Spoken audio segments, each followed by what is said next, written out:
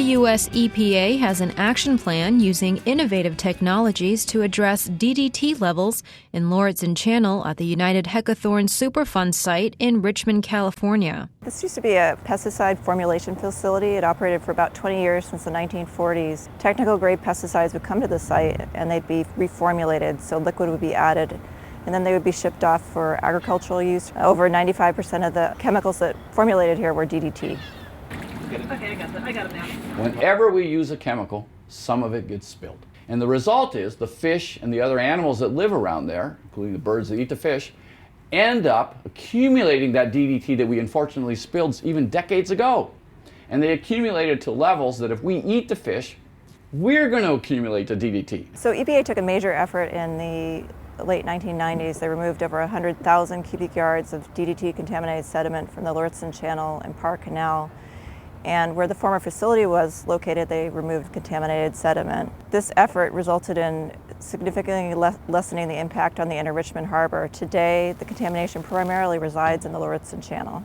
Although the channel was dredged to below cleanup levels in the 90s, DDT is now present above cleanup levels. Scuba divers will be retrieving samplers that were recently deployed. The samplers are used to measure the amount of DDT moving from sediment into the water column, which will help identify the source of DDT recontaminating the channel. One of the techniques we are trying to use to identify where the chemicals are being emitted into their surroundings is to use what we're calling as a passive sampler. The device is nothing more complicated than having an aluminum sheet metal frame in which we immobilize a sheet of plastic. This happens to be a piece of polyethylene, and we can use this material, and by inserting it into a sediment of interest where there might be pollution of chemicals that we're trying to find out where they're located, the chemicals will move by diffusion from the surroundings into the piece of plastic. So at some later time when we pull this back out, we can take it home, slice the plastic into lengths that are interesting to us, and analyze the presence of the chemical as a function of position. Right now, we don't believe that anybody is being exposed to DDT. Our concern right now is for the ecological system, that the birds and the fish are being exposed to DDT, and that can have long-term impacts on their health.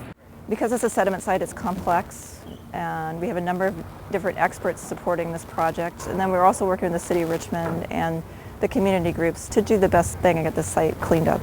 You know, we've got a great team working on this, and we've got a plan to move forward, and we hope to have a solution in the next few years.